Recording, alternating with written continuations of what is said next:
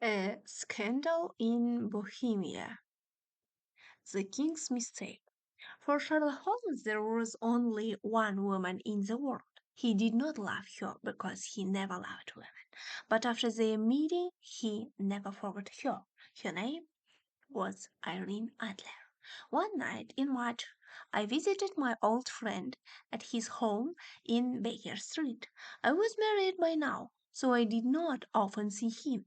Come in, Watson, he said. Sit down. I am happy to see you because I've got something to show you. What do you think of this? It arrived in the last post. It was a letter with no date, name, or address. It said, tonight someone will visit you to talk about some very secret business. You have helped other important people, and you can, we hope, help us.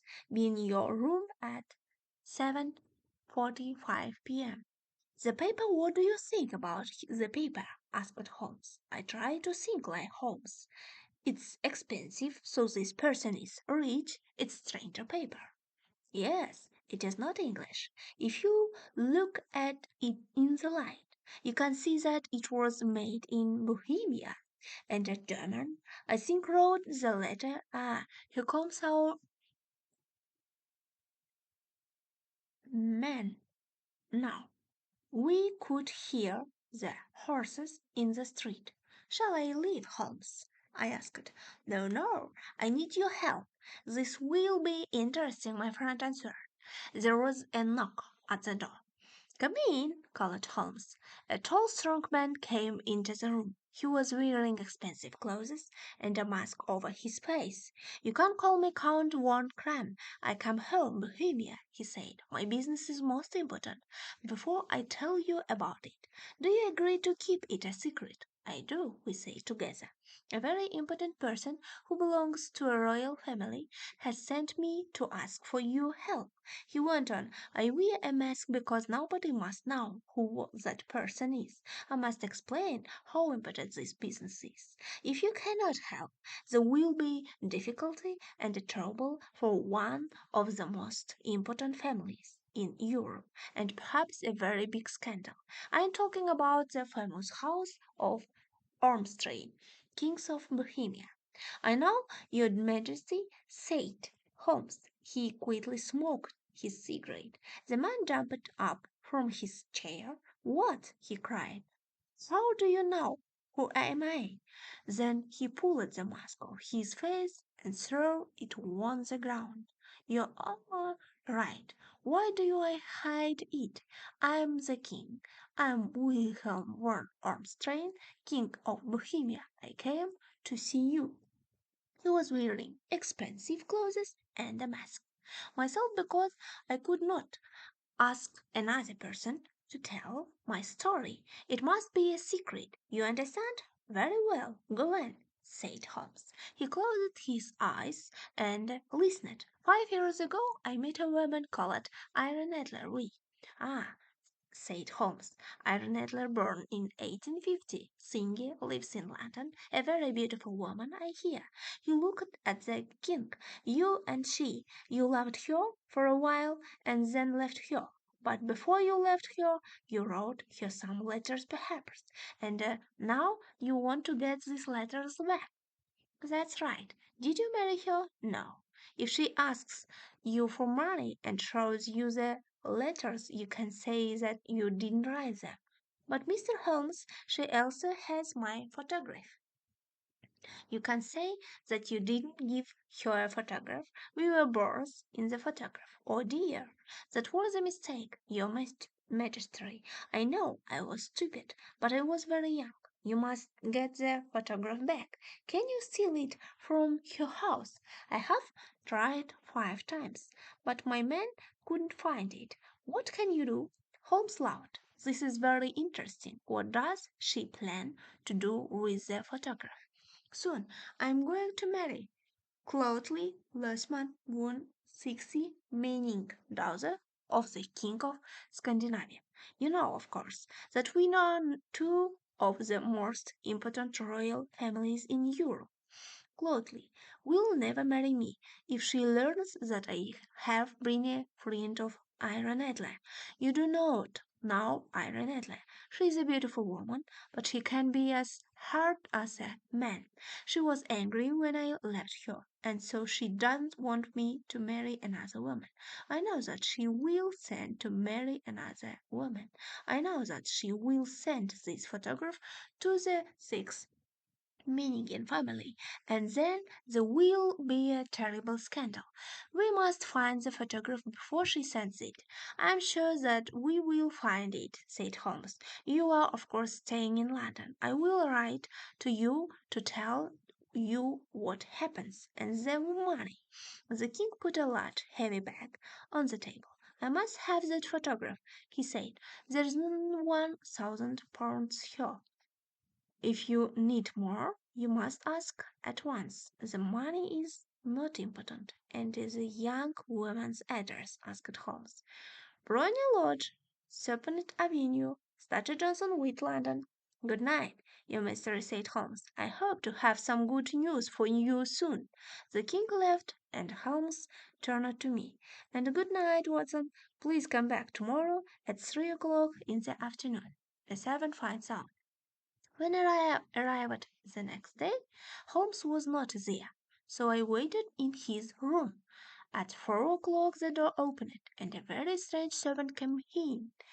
Here were old, dirty clothes, and I had a look very hard before I saw that it was my old friend. Holmes, I cried, where have you been? I've had a very good day, he replied, with a smile. I've been outside Miss Aaron Adler's house. Servants are always happy to talk, and so I have heard a lot about the young woman. For example, she has a good-looking man friend called Godfrey Norton, a lawyer, who often visits her. Now why? If he's her lawyer, perhaps she is already given him the photograph, but if he loves her, she won't show him the photograph. Most interesting, Holmes, I said. While I was there, Mr. Norton himself suddenly arrived. I watched them through the windows. When he left, he jumped into a taxi to the church of Santa Monica as fast as you can, he shouted. 2 minutes later, Mr. Adel ran out of your house, jumped into another taxi, and called to the church of the Statue of Monica quickly. I couldn't miss this, Watson, so I jumped into a third taxi. When I arrived, I went into the church. Godfrey Norton looked around and saw we. Thank God, he shouted. Come here quickly. Why? I asked. Come on, man. We need you. And so I helped Godfrey Norton to marry Iron Adler. They needed a witness, and a servant from the street was later than nobody. So she's married him. What shall we do, you know? I asked. Well, tonight, my dear Watson, I need your help. Will you do what I ask? Without questions. Of course, Holmes. If you think that it's important, I answered. Later we'll go to Brownie, Lodge, Iron Adler, or Iron Norton. We'll arrive home at 7 o'clock, and the shell will ask me to go into the house. You must wait outside near the sitting room window, and when it opens, watch me inside. When I hold up my hand, throw the thing into the room and shoot fire. I took the small thing out of his hand. What is it, Holmes? I asked. It's a smoke stick. The room will very quickly be full of smoke. After that, wait for me at the corner of the street. Right? I'll do you what you want, I said. Fire. That evening Holmes again wore different clothes and a large black hat, but it was not just the clothes that were different. He changed his face, his hair, everything. He was a different man. He walked together to Serpentine Avenue. Outside the house there were a lot of people who were smoking, laughing, and talking. Holmes and I walked up and down in front of the house. You see, said Holmes to me, I think she doesn't want her new husband to see the photograph. But where is it? at your bank now. Women like to keep important things themselves. I'm sure it's in your house. But the king's men tried to find it, I said. Yes, but they didn't know where to look, said Holmes. But how will you know? Asked. I won't look. She'll show me. She'll have to. Just then a taxi arrived. One of the men in the street ran to open the door. Then another man pushed him. Other men were also pushing and shooting, and a fight began. Iron Norton was in the middle of it, but Sherlock Holmes ran to help her. Then suddenly he fell to the ground, with blood running down his face. Iron Norton hurried to her front door, but she looked back. How kind of him to help me. Is the poor man hurt? She called. He's dead, cried some voices. No, he's only hurt, cried others. Bring him into the sitting room, she said. Some people carried Holmes into the house. I waited outside the window and watched. I saw how beautiful Iron Norton was. Then Holmes put up his hand and I threw the smoke stick into the room. Immediately the people in the street and in the house all began to shout fire very loudly. The house was full of smoke. I walked away, and then 10 minutes later Holmes came to meet me. Well done, Watson, he said. Have you got the photograph? I asked. I know. Where it is it? She showed me, he answered. But why did she show you? It's easy, he said and laughed. You saw all those people in the street. I paid them to help us. I wasn't a real fight, and the blood wasn't real. When people show fire, a woman runs to the most important thing in her house, her baby, her gold, or a photograph. Mr. Norton ran to find her photograph, which is in a cupboard in the sitting room. I saw it, but I did not take it. Tomorrow we will go to her house with the king. We'll go very early. Before she gets up, the king himself can take the photograph from the cupboard, and then we'll go. While Holmes was talking, we were walking home to Baker Street. When we arrived to my friend's house, a young man hurried past us and said, "Good night, Mr. Sherlock Holmes." "I've heard that voice before," said Holmes to me. He looked down the street. "But who was it?" "A photograph."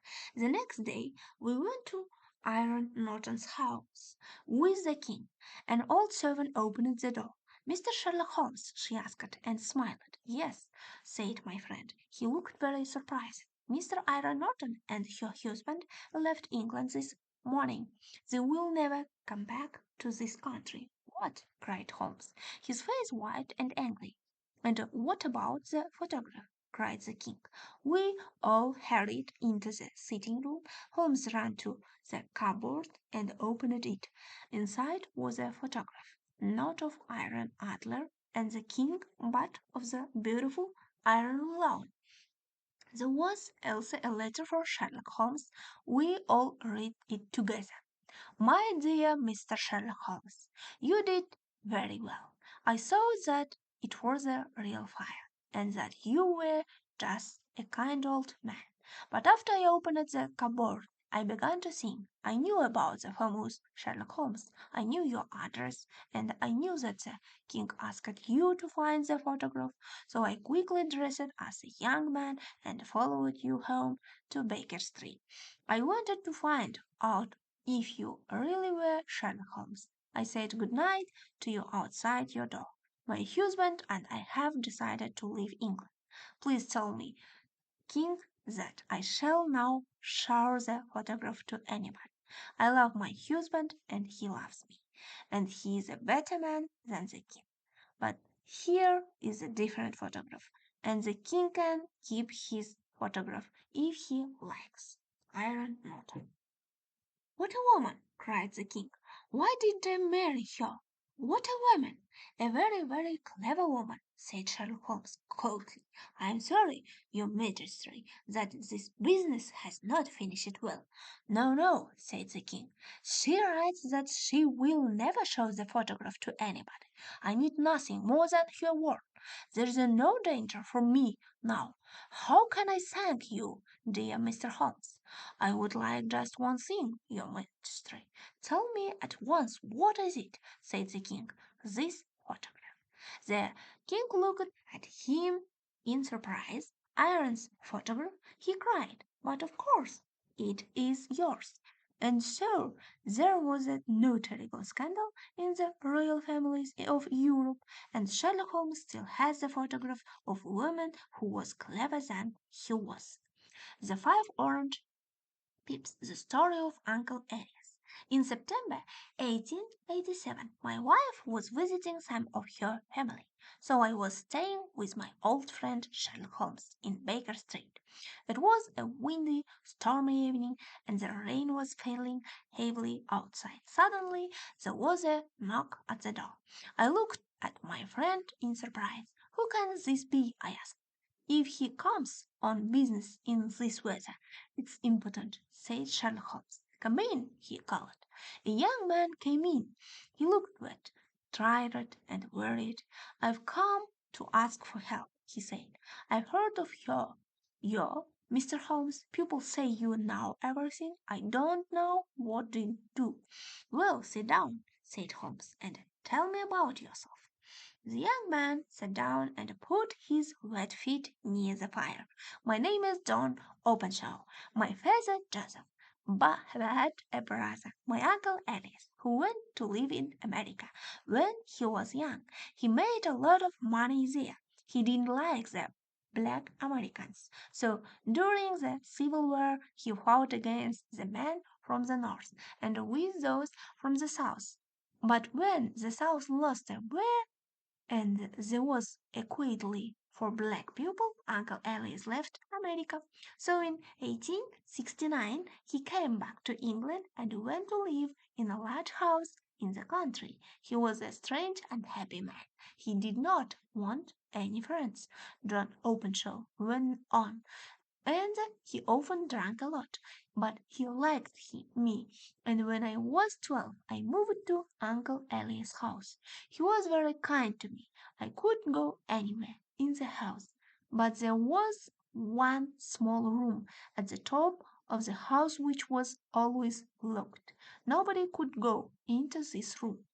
One day, Uncle Elias got a letter from Pondicherry in India. I don't know any more in Pondicherry, he said, but when he opened the envelope, five little orange pips fell on his plate. I began to laugh, but stopped when I saw my uncle's white face. he, he cried, oh my God, they found me. What do you mean, uncle? I asked. This, he cried, and ran upstairs. I looked at the envelope, which had three keys on the back. There was no letter. Who sent it? And why was my uncle so afraid? Uncle Elias went immediately to the secret room and took out a box which also had three keys on it. He burned all the papers in the box and said to me, don't I know that I am going to die soon? My brother, your father, will have all my money and my house after my death, and you will have it all when he dies. I hope you can enjoy it, but if not, give it to your worst enemy. I am afraid that my money brings this with it. I didn't understand what he meant, and nothing happened for a few weeks. So I did not feel so worried. My uncle was very afraid. He stayed in his room most of the time and drank more than before. He always locked all the doors carefully. Then one night he drank very heavily and ran wildly out of the house. And in the morning we found him dead in a river. The police said he killed himself, but I knew he was afraid to die. So I didn't think that was true. Holmes stopped. The young man for a minute. Tell me, he said, when did your uncle get the letter from India, and when did he die? The letter arrived on 10th March 1883, and he died 7 weeks later, answered John Openshaw. Thank you. Please go on, said Holmes. After my uncle's death, my father moved into the house. Of course, I asked him to look carefully at the locked room, but we didn't find anything important. More pips. Everything went well until a year later, said John Openshaw. But one morning my father opened a letter to find 5 orange pips inside it. What does this mean, John? He asked. His face was white. Look, I said, there's Kiki on the envelope. Those letters were on Uncle Ellie's envelope, too. We were both shaking and afraid. Yes, and this time it says, put the paper in the garden. Which papers? The papers in Uncle Ellie's box. He burned them, I said. And where has this letter come from? My father said. He looked at the envelope, then the Scotland. Well, I don't know anything about pips of paper. I'm not going to do anything. Father, you must tell the police, I said. I remembered my uncle's letter from India, and I was very worried. No, they laughed at me. Let's just forget about it, he replied. 3 days later, my poor father went to visit an old friend who lived some miles away, but he never came back. The police said that he was walking home in the dark. Well, he fell down a hill, he was badly hurt, and he died soon after. They decided it was an accident, but I didn't agree. I thought it was murder, and I could not forget the 5 orange pips and the strange letter to my uncle and my father. But I've tried to forget, and I've lived alone in that house for nearly 3 years now. Then yesterday I got this. The young man showed us an envelope with Kiki on the back and 5 small orange pips. You see, he said, it comes from East London and it says, put the paper in the garden. Those are the words that were in the letter to my father. So, what did you do next? asked Holmes. Nothing, answered Openshaw. He put his head in his hands. I don't know what to do, I'm afraid. Nothing, cried Holmes. Young man, you must do something fast. You're in danger. Well, I've talked to the police, said Openshaw unhappily, but they laughed at me. They think that there's nothing to worry about. How stupid they are, cried Holmes. And why didn't you come to me immediately? Your enemies have had almost 2 days to make a plan. Haven't you found anything which will help us? Well, I found this in the locked room, said John Openshaw. He showed us a small, half-burned piece of paper. It was with my uncle's paper. It's his writing. Look, it says, March 7th, 1869. Send the pips to 3 people, Brown, Robinson, and Williams. March 9th, Brown left. March 10th, Williams left. March 20th, visited Robinson. Finished business with him. Thank you, said Sherlock Holmes. And now you must hurry home. Put this paper into your uncle's box. Put in a letter which says that your uncle burned all these other papers and put the box outside in the garden.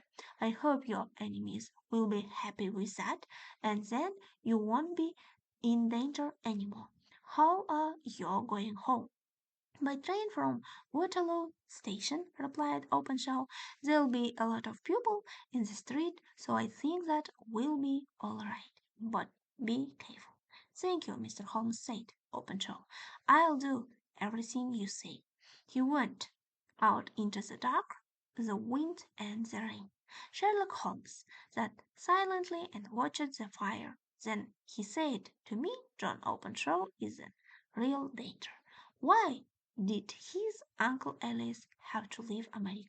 Because he had enemies. When he came back to England, he was afraid. That's why he lived a lonely life and locked all his doors so carefully. Now, where did those letters come from? Did you see? The first from Pondicherry in India, the second from Dundee in Scotland, and the third from East London, I answered. Does that tell you anything? Asked Holmes. They're all seaports. The writer was a shipman. He wrote the letters, I replied. I was pleased with my answer. Very good, Watson, said Holmes. Somebody sent some pips from India and arrived 7 weeks later to kill Uncle Elias. Then he sent some pips from Scotland and arrived 3 days later to kill Johnson's father. Do you see why I'm around now? He has spent pips to Don from London.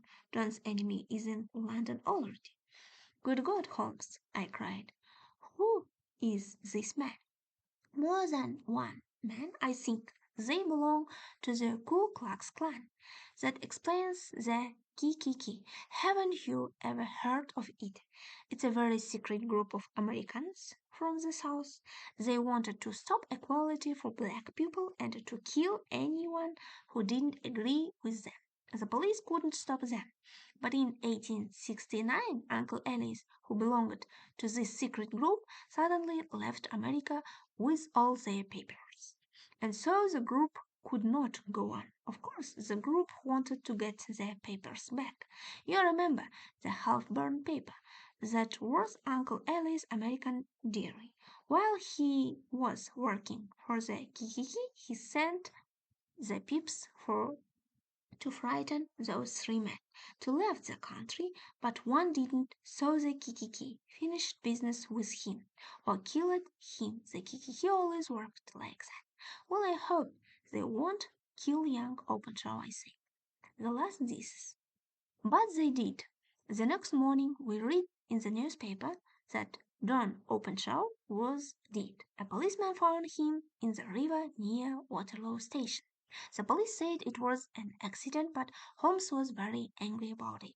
He came to me for help, and those men murdered him. I'm going to find them.